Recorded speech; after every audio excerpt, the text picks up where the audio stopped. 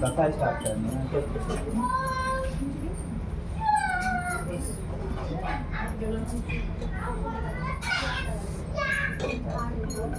शंख तो बड़ा वाला रखा है, बजा के देखे उसका, हमसे नहीं बज रहा था।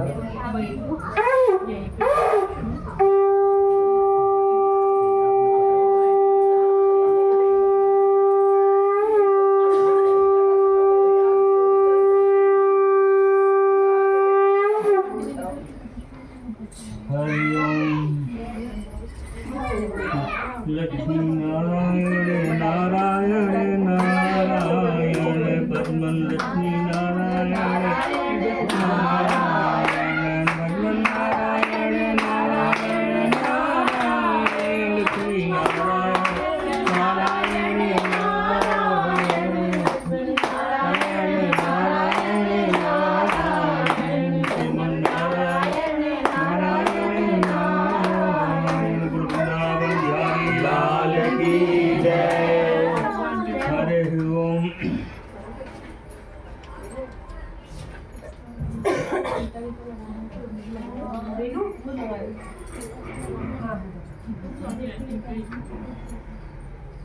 एकदा समय सर्वलोके हितारथा श्रमे नैम सरण्डे गोष्ठी चतुर्मिन।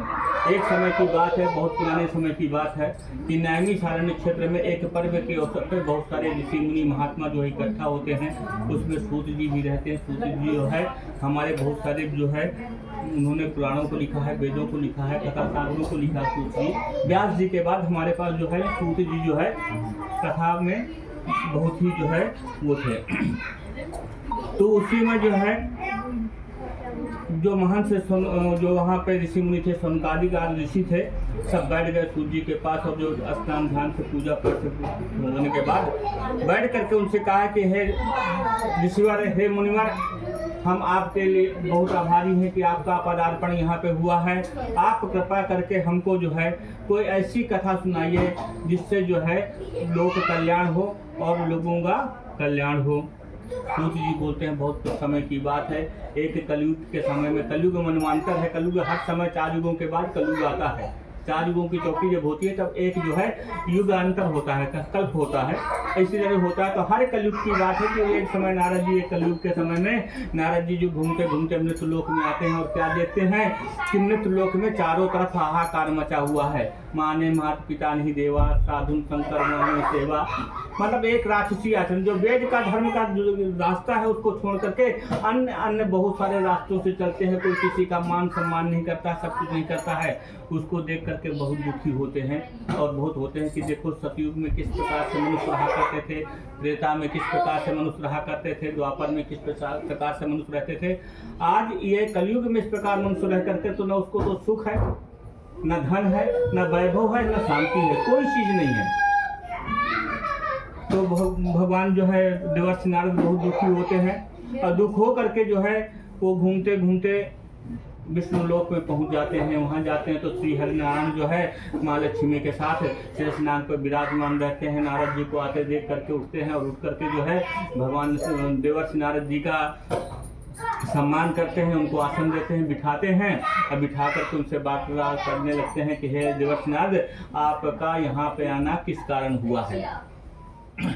तो नारद जी कहते हैं कि मैं आपके द्वारा निर्मित पृथ्वीलोक में भ्रमण करने के लिए गया हुआ था। इस समय वहाँ पे कलयुग चल रहा है और कलयुग के प्रभाव के कारण जो है हर मनुष्य जो है दुखी है, कोई भी सुख को प्राप्त नहीं हो रहा, किसी के मन में शांति नहीं है, सब उद्विग्न है। तो भगवान नारायण बोलते हैं कि हंसते हैं और हंस के बोलते हैं कि हे देवर्षि नारद, आप भी जो है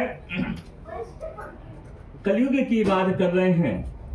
कलयुग में तो ऐसा है कि सतयुग 7 वार थे, कलयुग में रहे 4 तुलसी हो जाते रहे मंगल बुधित वार। 7 वार होते हैं लेकिन कलयुग में 7 वार नहीं, खाली नाम के लिए 7 वार है 4 वार। क्या नहीं है? मंगल नहीं है, बुध नहीं है, इतवार नहीं है। मंगल क्यों नहीं है कि मांगलिक कार्य कोई करने के लिए बोल दो कि आपको पूजा करवाना है, रोज हवन करना। हमारा वैदिक नियम होता था कि एक समय हम जो है रोज हमारे घर में देवों के लिए, पितरों के लिए अन्य अंश जो है निकला। रसोई बनी नहीं कि घर की जो माता लक्ष्मी होती थी या पुरुष होते थे जो भी उसके लिए हो, तो हमारे दरवाजे में एक गोष्ठी बनी रहती थी कि उसमें आग जला करके अपने देव पितरों के लिए वो दिया करते थे। बताइए किसके घर में होता है, किसी घर में नहीं होता। सत्यनारायण की कथा ही करवाना हो तो सालों बीत जाते हैं, और वहाँ जाना हो, अपने को मॉल में खरीदारी करने जाना हो या घूमने जाना हो तो सब लोग चल देते हैं। आपको सबकी बात सामान की बात है, चल देते हैं। तो हमारे घरों में पूजा करने के लिए बोलो तो अगर बोलो कि सवेरे 4 बजे उठ के पूजा करना है तो 6 बजे पूजा होगी, शाम को बोलो कि 4 बजे पूजा करना है तो रात को 8 बजे होगी। तो कोई उसका नियम नहीं है। तो ये हमारे घर में मांगलिक कार्य नहीं होते हैं या हम खुद मांगलिक कार्य नहीं करते हैं। तो कौन चला गया? मंगल। जब मांगलिक कार्य नहीं होंगे, हम अपने धर्म से जुड़े नहीं रहेंगे, अपने धर्म के बारे में ज्ञान नहीं होगा, तो हमारी बुद्धि भ्रष्ट हो जाएगी। जो हमको क्या करना है क्या नहीं करने का वो विचार हमारा जो है शून्य हो जाएंगे। और जब विचार शून्य हो जाएंगे तो कोई किसी का एतवार नहीं करेगा, यानी विश्वास नहीं करेगा। अब विश्वास से ही सब कुछ होता है। भावे विद्यते देवा न मणिमय न पाषाणे, भावना से ही, विश्वास से ही भगवान है। वो किसी न मणि में है न किसी पत्थर में है। इसी प्रकार मनुष्यों का आपसी विश्वास है। अगर आप विश्वास एक दूसरे का करते हैं तो ठीक है, नहीं तो पिता पुत्र का नहीं बनता है, पति पत्नी का नहीं बनता है। एक बार रहीमन धागा प्रेम का जो टूटे टूट गया, तो विश्वास जहाँ हटा तो चाहे जिसके बीच का हो उसके धागा खत्म हो गया। तो देवर्षि नारद जी बोलते हैं कि भगवान आपने तो अच्छा ये सुनाया, लेकिन कोई ऐसा तो कार्य होगा, कोई ऐसा कुछ होगा जिसके द्वारा इन सब चीज़ों को पुनः लाया जा सके, पुनः स्थापना की जाए, जिससे मनुष्यों को शांति मिल सके। अब कलयुग में न तो कोई यज्ञ कर सकता है, न कोई तप कर सकता है, न कोई पूजा पाठ कर सकता है, क्योंकि सब कर्म बंधन के अधीन है। सबको क्या है कि उदर पूर्ति के लिए और अपने संसाधनों के लिए ही आदमी जीता है, बाकी और कुछ नहीं जीता है।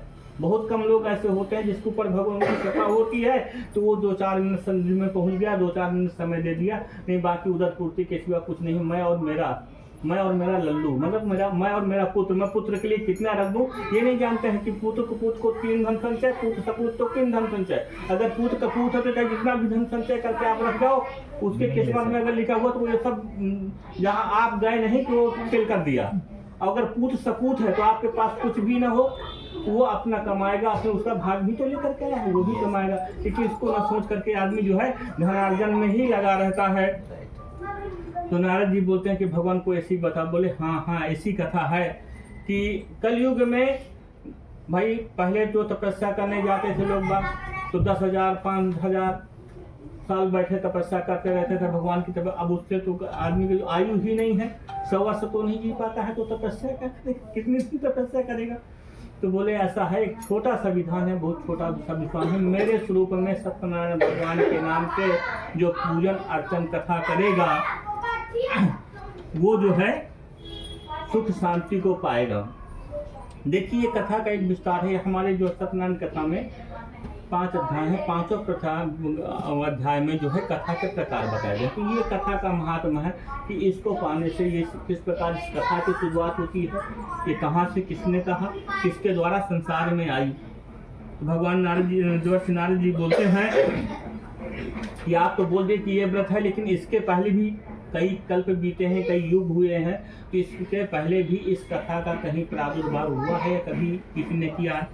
भगवान विष्णु बोलते हैं कि हाँ, सबसे पहले जो है इसका जो है मैं आपको बताता हूँ कि इसको व्रत को कैसे किया जाना है।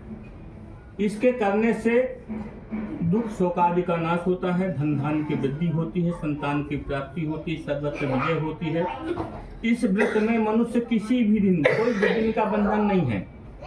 सायंकाल के समय सत्यनारायण की पूजा करे, भाई बंधु ब्राह्मणों के सहित उत्तम नैवेद्य का भोग लाए। नैवेद्य में क्या होना चाहिए? केले का फल, घी, दूध, गेहूं का चूर्ण, मतलब जिसको पंजीरी या कहीं का सार भी बोलते हैं, वो चूर्ण हो। तो अगर गेहूं का न हो तो चावल का चूर्ण, खाना अथवा गुड़ मिलावे। 1.25 पाव या 1.25 सेर के हिसाब से, 1.25 किलो या 1.25 पाव के हिसाब से मिला करके भक्ति को जैसे भगवान सत्यनारायण भगवान को भोग लगावे। बंधुआ उनके साथ कथा सुन करके ब्राह्मणों को दक्षिणा दे और श्री सत्यनारायण जी के प्रसाद को अपने बंधुओं के साथ खा करके रात में नृत्य गीत आदि करे, मतलब रात जागरण भी या कुछ देर भजन होना चाहिए। नहीं हो सकता है, नहीं व्यवस्था कर सकते हैं तो कथा कीर्तन के बाद, भोजन के बाद 10 मिनट बैठ करके आपस में 4 लोग हैं तो थोड़ी देर भगवान का स्मरण या कीर्तन हो जाता है तो वही पूरा हो जाता है। तो बोले नारद जी बोले कि पहले बताइए कि सबसे पहले इस व्रत को किसने किया था। तो भगवान अपने जो विष्णु भगवान बोलते हैं कि सबसे पहले जो है काशीपुरी में एक जो है सदानंद नाम के ब्राह्मण रहा करते थे, जो बहुत वो थे, दरिद्र थे। पूर्व जन्म का प्रताप मानिए या कुछ अपने ऐसे कर्म होते हैं कि हम चाहे जितना भी चाहें हम उसकी पूर्ति नहीं कर सकते हैं और ना हमको उतना मिलता है। किसी को अनायास में, आप भी देखते होंगे लाइफ में कि किसी को अनायास उस पद की या उस जगह की प्राप्ति हो जाती है कि अचानक वो कहाँ रहता है 4 दिन पहले और 4 दिन बाद कहाँ। ये प्रारब्ध का भी चक्कर हमारे साथ चलता रहता है। तो उसके प्रारब्ध में कुछ ऐसा था कि वो बेचारा चाहे दिन भर मांगे चाहे रात भर मांगे, उसको मिलना दिया भर था कि वो उसके कभी भी ढंग से वो भरण पोषण अपने परिवार का और अपना उदर पोषण ढंग से नहीं कर पाता था। बहुत दुखी रहता था भगवान, लेकिन उसके अंदर थी कि भगवान का स्मरण करता था कि भगवान कभी तो दया करेंगे, भगवान कभी तो दया करेंगे। इस तरह करते करते एक दिन जो है लक्ष्मी जी के साथ विष्णु भगवान निकले तो वही भगवान का कटोरा लिए हुए घूम रहा था, नारायण नारायण करके घूम रहा था। बोले लक्ष्मी जी बोलती देखिए आपका ये भक्त है, नारायण नारायण बोल करके जा रहा है और आप जो है इसको जो है कटोरा पकड़ा दिए हो, कटोरा पकड़ा दिए हो। तो बोले नहीं ये प्रारब्ध का चक्कर है। तो बोले नहीं आप भगवान इनके ऊपर दया करिए। तो भगवान नारायण जो है एक ब्राह्मण वृद्ध का ही वेश बना करके उसके पास जाते हैं और बोलते हैं कि हे ब्राह्मण आप ये क्या कर रहे हो और किस लिए दुखी हो। तो बोले मेरे किस्मत में ऐसा ही था, शुद्ध सीधी सरल भाषा में, कि मैं चाहे दिन भर मांगूं चाहे रात भर मांगूं लेकिन मेरे को मिलता उतना ही है जितना मेरे परिवार के उदर पोषण के लिए पर्याप्त नहीं होता है। तो जो ब्राह्मण बने हुए जो भगवान विष्णु रहते हैं वो बोलते हैं कि ऐसा करो आप एक जो है व्रत करो, मैं हमारे कहने से एक व्रत करो, उससे आपके जो है सब कष्ट दूर हो जाएंगे और सब दरिद्रता दूर हो जाएगी। उन्होंने बताया कि आप भगवान सत्यनारायण के नाम से पूजा करो, इतना इतना सब हम पहले आपको विधान बताया, विधान से पूजा करो तो भगवान आपके सब कष्ट दूर करेंगे। जब भगवान नारायण ने ब्राह्मण के वेश में उनसे बताया तो सदानंद ब्राह्मण ने अपने मन में ये विचार किया चाहे जो कुछ भी हो, चाहे मेरा परिवार भूखा रहे चाहे न खाए, लेकिन मैं कल इस व्रत को जरूर करूंगा। जब प्रातः काल होता है दूसरे दिन भिक्षा मांगने के लिए जाता है तो जहाँ पर कृपा राम की हुई तहाँ पर कृपा करें सब कोई। जब भगवान की आशीर्वाद आपके ऊपर हो जाता है या हमारे या किसी अन्य के ऊपर हो जाता है तो दिन दुनी रात उसी दिन उसको भिक्षा में रोज से काफ़ी ज़्यादा मिलता है, तुरंत हो जाता है। बाजार से जो भी सामान लाता है सामान ला करके अपनी पत्नी सहित अपने बंधु बांधवों सहित प्रेम से भगवान सत्यनारायण की पूजा करता है।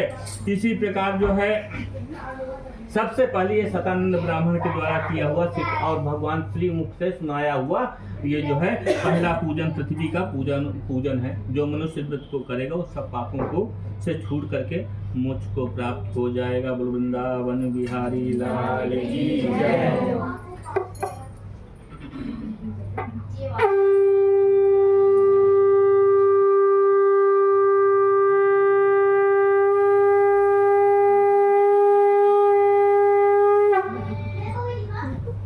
नारद जी की बादशाह में एक कहावत प्रचलित है कि नारद जी इधर का उधर और बाल में खाल निकल जो भी कहीं भी होते हैं पूछते हैं। अब भगवान विष्णु से नारद जी फिर प्रश्न करते हैं। देखिए यहाँ पे एक व्रत का प्रण कि एक व्यक्ति ने किया उसको फल मिला और व्रत का महात्म हो गया। आइए चलिए चलिए आइए जाओ। हाँ बिल्कुल, कहाँ तक पहुँचा देंगे? बस ये पढ़िए लकड़हारा के पास पहुँचिए। बोले वृंदावन बिहारी लाल की जय। तीन पंडित जी हो गए। श्री सत्यनारायण भगवान पितृदेवा तुम्हारे यहाँ जो विराजमान हो गए। ब्रह्मा विष्णु है श्रीमन्नारायण नारायण नारायण भजमन्नारायण केशव नारायण नारायण नारायण भजमन्नारायण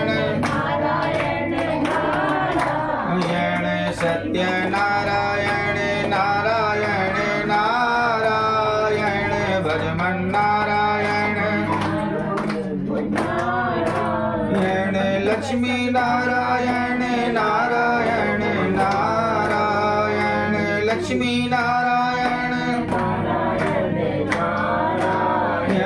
श्रीमन्नारायण नारायण नारायण श्रीमन्नारायण बोले अस्य देवाखण्डे तृतीयोऽध्यायः। एवं नारायणो युक्तं नारदाय महात्मने माया तत्कथितं विप्रं किमार्थिं यां ते ततो विप्रावृतेन कृतपृथिव्यां चरितं मुने तत्सर्वतः।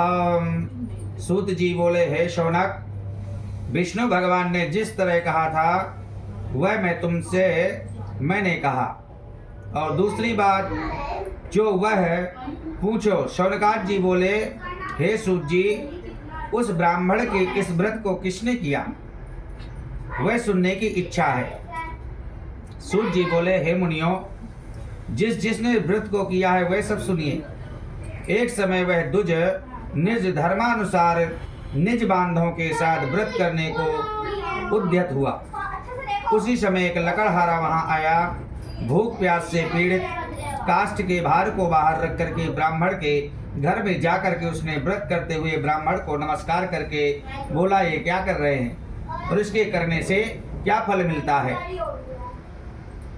प्रणिपत्यां दुजं प्राह किमदं क्रियतो यतां कृते किं फलमा प्रोक्तिं विस्तारादय मे प्रभो।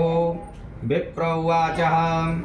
लकड़हारा नम्रता से हाथ जोड़ करके प्रणाम करके बोला, आप ये क्या कर रहे हैं, इसके करने से क्या फल होता है वह विस्तार पूर्वक कहिए। ब्राह्मण बोला, मनोरथ को देने वाला, दुख और शोक का नाश करने वाला तथा सिद्धि को देने वाला यह श्री सत्यनारायण भगवान का व्रत है, जिसके प्रसाद से यह धन्य आदि प्राप्ति हुआ। यह सुनकर के लकड़हारा बहुत प्रसन्न हुआ। प्रसाद को खा करके जल पी करके वह भगवान सत्यनारायण का ध्यान करता हुआ अपने नगर को चला गया। आज लकड़ी बेचने से जो द्रव्य प्राप्त होगा उसी से मैं सत्यनारायण देव का उत्तम व्रत करूंगा, ऐसा मन में विचार करके लकड़हारा अपने घर को गया। उस दिन उन लकड़हारे को दूना द्रव्य प्राप्त हुआ। वह अत्यंत प्रसन्न हो सुंदर केले का फल, शक्कर, दूध, गेहूं, चूर्ण सबको एकत्र करके सत्यनारायण भगवान की कुल सामग्री को लिया, व्रत किया। उस व्रत के प्रभाव से लकड़हारा धन पुत्रा से युक्त हुआ। इस लोक का शुभ हो करके अंत में सत्यलोक को गया। हे मुनिगण, मैं और कथा कहता हूँ, उसको सुनिए। इस श्री स्कंद पुराणे रेवाखंडे सत्यनारायण व्रत कथायां चतुर्थोऽध्यायः। बोले वृंदावन बिहारी लाल की। अच्छा, चावल पुष्प नहीं लिए हो क्या आप लोग? हाथ में लीजिए। हर अध्याय में थोड़ा थोड़ा जो है छोड़िए, सभी लोगों को थोड़ा थोड़ा फूल चावल। इसमें फूल डालना।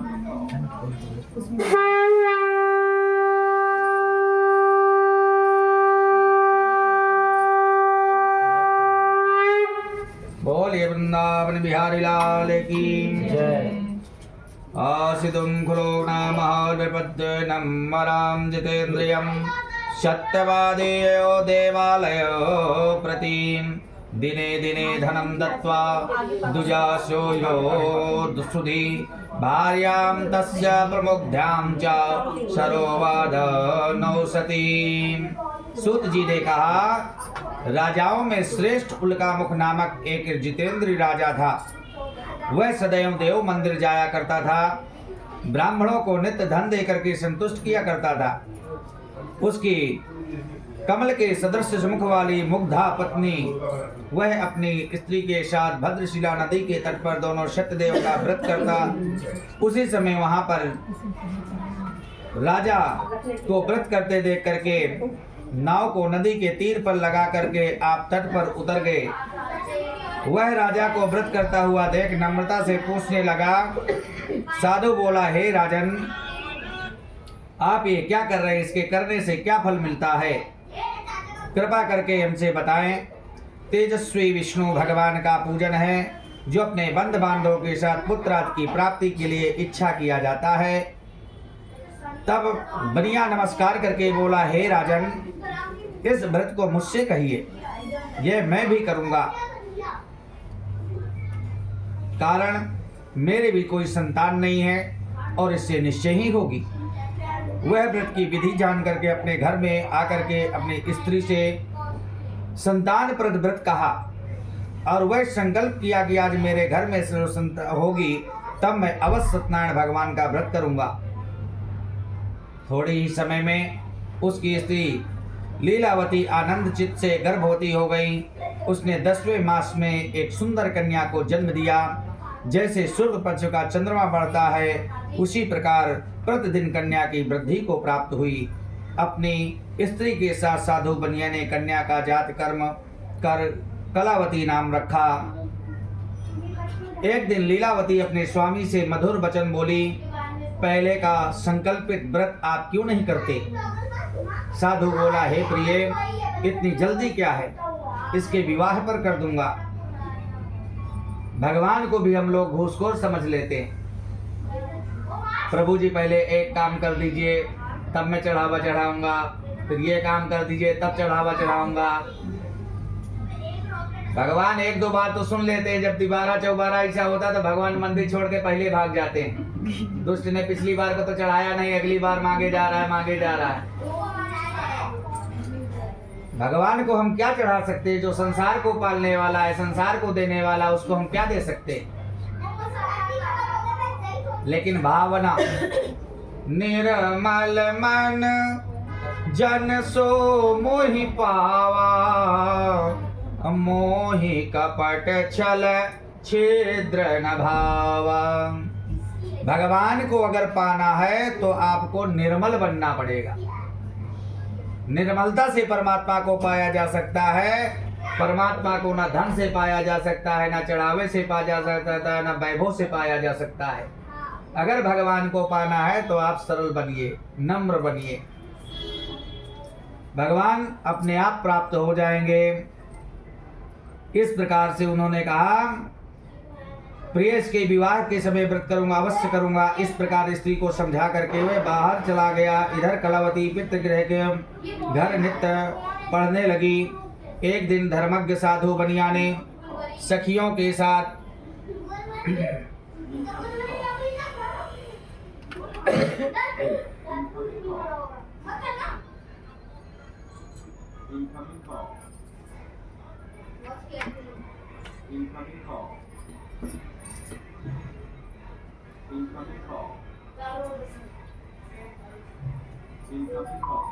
दिन धर्मज्ञ साधु बनिया ने सखियों के साथ खेलती हुई लड़की को विवाह की योग्य देखा। दूत को बुला करके कहा, विवाह के निमित्त कन्या के लिए योग्य वर खोज करके लाओ। साधु की आज्ञा पा करके दूत कंचन नगर में गए। उस नगर में एक वाणिक पुत्र को ले आए। यहाँ पे कंचन जी बैठी होंगी, कहाँ गई? नहीं है। बालिक पुत्र को लेकर के साधु के पास आए। उसने सुंदर गुणयुक्त लड़के को देख करके जाति और भाइयों के साथ प्रसन्नचित्त हो विधान पूर्वक अपनी कन्या का विवाह उसके साथ कर दिया। किंतु भाग्यवश विवाह के समय भी उस व्रत को साधु भूल गया। तब सत्यनारायण देव क्रोधित हो गए और श्राप दिया। कुछ दिन बाद निज कर्म अति चतुर साहूकार व्यापार की इच्छा से अपने दामाद को लेकर के समुद्र के निकट रत्नापुर नामक नगर में जाकर के व्यापार करने लगा। इस समय सत्यनारायण स्वामी ने साधु को प्रतिज्ञा से भ्रष्ट देखा। उसको श्राप दिया कि तेरे ऊपर बड़ा भारी दुख पड़ेगा। उसी दिन चोरों ने राजा के धन को चुरा करके अपने पीछे देखते हुए साधु की दिशा चले दौड़ते हुए राजा के दूतों को आता देख करके डर कर धन को वहीं चुपचाप रख दिया जहाँ पे दोनों ससुर जमाई ठहरे हुए थे। राजा के दूतों ने निकट ले जाकर के बोले, हे राजन, दो चोर पकड़ करके लाए हैं, देख करके आज्ञा दो। उनकी आज्ञा से उनको कठोर कारावास में डाल दिया गया। फिर उन्होंने जो धन रखा था वो भी ले लिया राजा ने। इस श्री स्कंद पुराणे रेवाखंडे सत्यनारायण व्रत कथायां चतुर्थोऽध्यायः।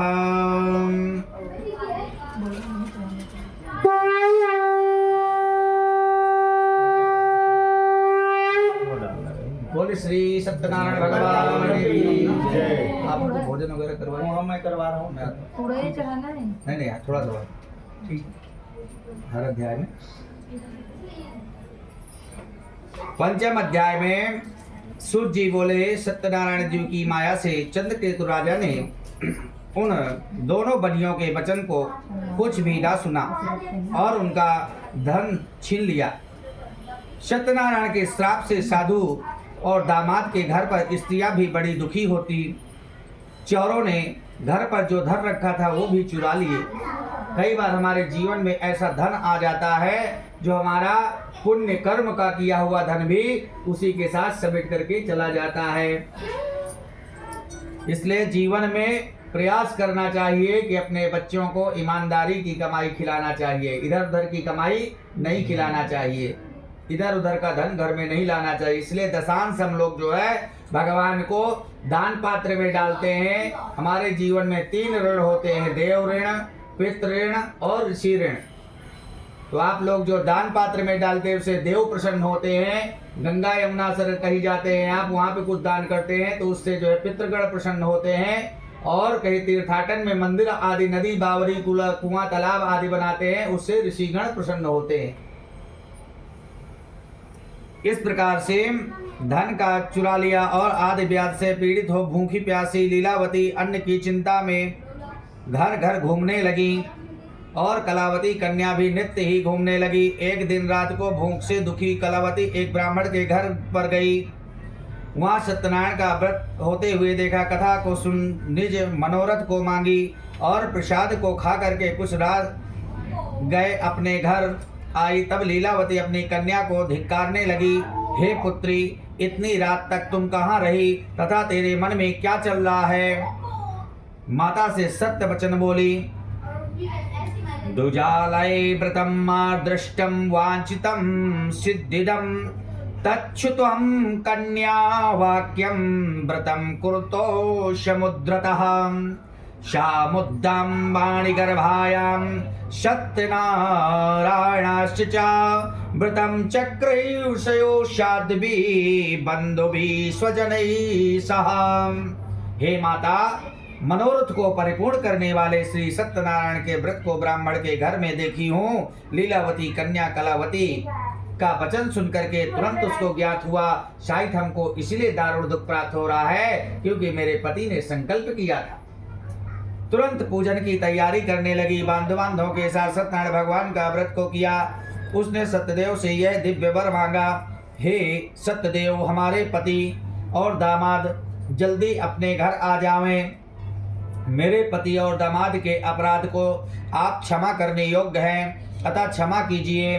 इसलिए सत्यनारायण स्वामी संतुष्ट हो गए और चंद्रकेतु राजा को स्वप्न दिखाई दिया, हे राजन, कल सवेरे ही सज्जन बनियों को छोड़ देना और उनका धन भी जो तुमने ग्रहण किया है वह दे देना, नहीं तो हम धन पुत्र आदि सब तेरा राज्य नष्ट कर देंगे।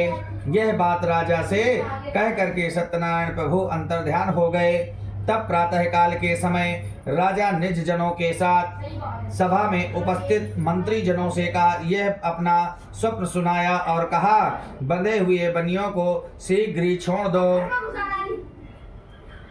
ऐसे आदेश दिया। यह सुनकर के दूत लोग बनिए को बंदी खाने से छुड़ा करके राजा के निकट लाए और विनय युक्त वचन बोले, हे महाराज, हम इन दोनों बनियों को बंधन से छुड़ा करके लाए हैं, अब आपकी क्या आज्ञा है? उन दोनों ने महाराज चंद्रकेतु को नमस्कार करके पूर्व वृतांत का स्मरण करते हुए राजा चंद्रकेतु से साधु तथा दामाद कुछ न कह सके। माणिक पुत्र को देख करके राजा आदर से बोला, हे राजन, अभाग्यवश तुम लोगों को बड़ा दुख मिला। अब आप लोगों को किसी प्रकार का कोई भय नहीं। उनको आभूषण आदि दे करके बनियों को अत्यंत संतुष्ट किया। पहले जितना धन लिया था उससे दोगुना दे करके आदर सहित उनको विदा किया। इस श्री स्कंद पुराणे रेवाखंडे सत्यनारायण व्रत कथायाम अष्टमोऽध्यायः।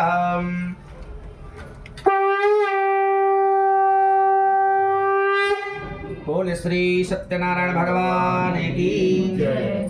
गोविंद हरे गोपाल हरे गोविंद हरे गोपाल हरे जय जय प्रभु दीन दयाल हरे जय जय प्रभु हरे प्रभु दीन दयाल कहावत है प्रभु दीन दयाल कहावत है फिर भी हमको तरसावत है फिर भी हमको तरसावत है गोविंद हरे गोपाल हरे गोविंद हरे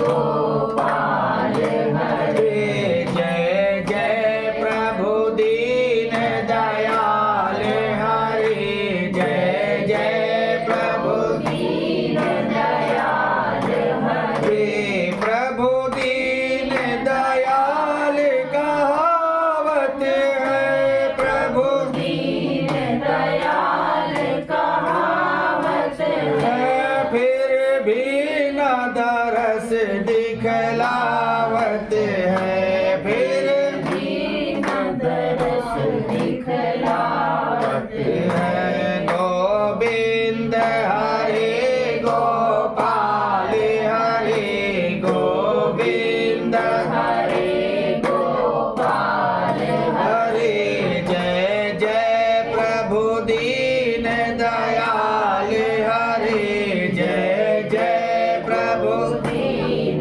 दयाल हरे श्रीमन्नारायण नारायण नारायण श्रीमन्नारायण नारायण नारायण भजमन नारायण नारायण नारायण भजमन नारायण नारायण नारायण केशव नारायण नारायण नारायण केशव नारायण नारायण नारायण बद्री नारायण नारायण नारायण बद्री नारायण नारायण नारायण बोलिए वृंदावन बिहारी लाल की जय। षष्ठम अध्याय में साधु भगवान को मंगलाचरण करके पूर्वा पूजा करके ब्राह्मणों को धन दे करके निज नगर को चला। कुछ दूर जाने पर सत्यनारायण देव ने वैश्य के मन में बात जानने के लिए पूछा, तुम्हारी नाव में क्या है? अम्मानी मंदोमत महाजन ने हंस करके बोला, हे दंडी, आप क्यों पूछते हो? क्या धन लेने की इच्छा है? मेरी नाव में तो बेलात पत्ते भरे हुए हैं। वैश्य का कठोर वचन सुनकर के भगवान ने कहा, तुम्हारा वचन सत्य है। पहले भी उन्होंने कहा कि दुर्बुद्ध को अभी भी बुद्धि नहीं आई, इतना कष्ट भोग करके आ रहा है, दुख भोग करके आ रहा है, फिर भी झूठ बोल रहा है। नाव में हीरे जवाहरात डायमंड भरे हुए, सब कुछ भरा हुआ, उसके बाद भी कह रहा है कि मेरी तो नाव में बेलात पत्ते भरे हुए हैं। भगवान ने कहा, ठीक है, तथास्तु। इसलिए जनमानव भी लगता है, बढ़िया दक्षिणा चढ़ाना चाहिए। दाल रोटी बढ़िया चल रही हो तो बढ़िया से करना चाहिए। अगर उसमें कंजूसी करते हैं तो भगवान भी छोड़ देते हैं। जा की रही भावना जैसी, प्रभु मुहूर्त देखे दिन तैसी। बोलिए वृंदावन बिहारी लाल की।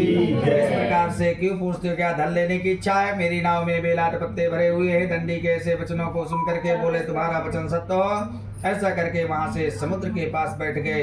दंडी के चले जाने पर नित्य क्रिया करने को बाद नाव को ऊंचा उठा देख करके आश्चर्य हुआ। जो ही उसने नाव में लदाद पत्ते देख करके मूर्छा को प्राप्त हो गया, मूर्छा खा करके गिर गया। इसके बाद शोक प्रकट करने लगा। तदाम तुम दुहिते क्रांतो वचनम चेन्द्राम ब्रीयते, किमार्थम क्रिये शोकम शापो दत्त स्वदंडिनः, सक्तेन तेन सर्वाहम हित कृत्वा न संशया अतस्त्वां शरणं यामो वांछितार्थो भविष्यति। साधु से दामाद बोला कि आप व्यर्थ में शोक क्यों करते हो? उन्हें दंडी महाराज के साथ शरण में चलना चाहिए, तभी हमारी मनोकामना पूर्ण होगी, क्योंकि मनोरथ उन्हीं के सिद्ध होगा। साधु दामाद के वचन सुन करके दंडी के पास गया और दंडी को प्रणाम करके भक्ति से देख करके वैश्य आदर पूर्वक वचन बोला, जो मैंने आपसे असत्य वचन कहे थे उन मेरे असत्य वचन को आप क्षमा कीजिए। ये कह करके बारंबार नमस्कार करके शोकाकुल हो गया। तब दंडी उसको रोते हुए देख करके बोले, अरे रो मत, मेरे वचन को सुन। तू मेरी पूजा से सदा मुंह फेर रहे रहता है और मेरी इच्छा से ही दुर्बुद्धे तुझे बारंबार दुख मिला। भगवान का यह वचन सुन करके साधु स्तुति करने लगा। साधु बोला, स्वामिनीं माया मोहितां ब्रह्मादिदेवता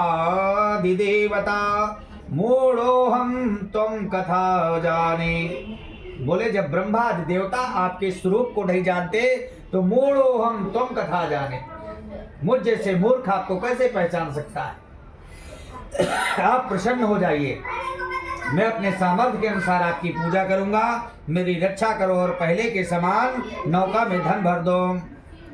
कृपया सत्यदेवस्यं सफलम वांछितम ममः इत्युक्तं स्वजनैः सार्धं पूजा कृतां यथा विधि। ततो जामतरं प्राह पार्श्यं रत्नं पुरीं ममः दूतं च प्रेषयामासं निजीवाभिषेय रक्षकम्। तब आपकी माया से मोहित मैं मूढ़ आपको कैसे जान सकता हूँ? अतः हमारे ऊपर प्रसन्न हो जाइए, मैं अपने विभव विस्तार से आपका पूजन करूंगा।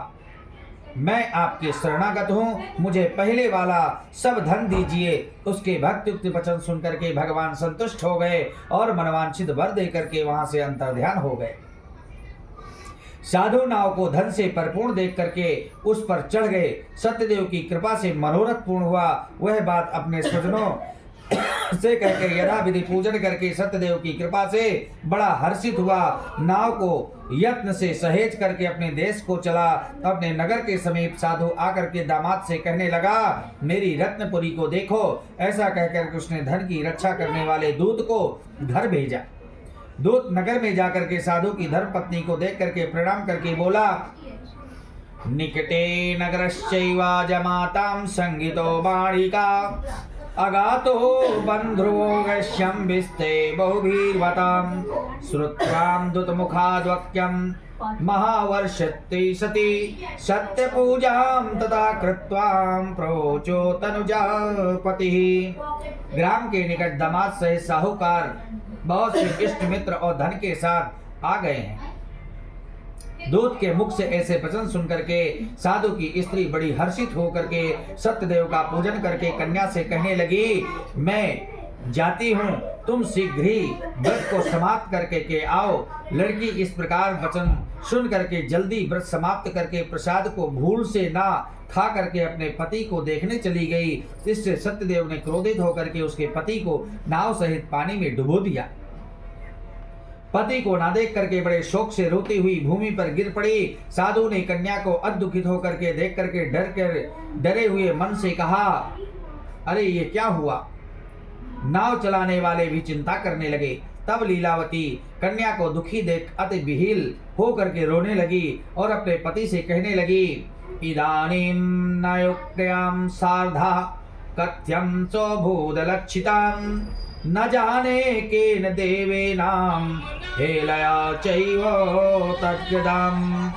ततो लीलावती कन्या कोदैत्यतैरोदतां तत्रां कलावती कन्या नष्टे स्वामिनं दुःखितः अतिशोकेन संतिष्ठां यमाया धर्मतीं हत्वां सत्यदेवेनां भ्रंतो सत्यमयामयम्। इस क्षण नाव साथ में कैसे अलक्षित हो गई मैं नहीं जानती। किस देवता के अनादर से चौका जल नहीं दिख रही। कन्या को गोद में लेकर के रोने लगी और कलावती भी स्वामिन को ना देख करके अति दुखित होकर के पति की पादुका लेकर के सती होने का निश्चय करने लगी। कन्या का यह चरित्र देख करके धर्मज्ञ साधु बनिया स्त्री के साथ अत्यंत शोक प्रकट हुआ, होकर के विचार करने लगा, सत्यदेव की माया से बारंबार छला गया हूँ, अब यथा विधि सत्यनारायण का पूजन करूंगा। इस प्रकार सबको बुला करके कहने लगा और बारंबार पृथ्वी पर गिर करके सत्यदेव भगवान को साष्टांग प्रणाम करके दंडवत किया। दीनों के पालन करने वाले सत्यनारायण भगवान संतुष्ट हो गए और भक्तवत्सल सत्यदेव जी की कृपा से आकाशवाणी हुई, तुम्हारी कन्या प्रसाद को त्याग करके पति को देखने चली गई। इसी कारण इसका पति अदृश्य हो गया। यदि वह पुनः घर जाकर के प्रसाद खा करके आए तो इसका पति अवश्य मिलेगा। कन्या के वचन सुनकर के साधु दामाद से संतुष्ट होकर के घर और बांधवों के साथ अपने घर को गए। उस दिन से वह लोक को चला गया। फिर विधि पूर्वक पूजा पाठ करके सत्यलोक को चला गया। हे मुनिश्रेष्ठ, हम आपसे भी कथा अब कहता हूँ। अश्री सप्तोऽध्यायः। बोले वृंदावन बिहारी लाल की जय।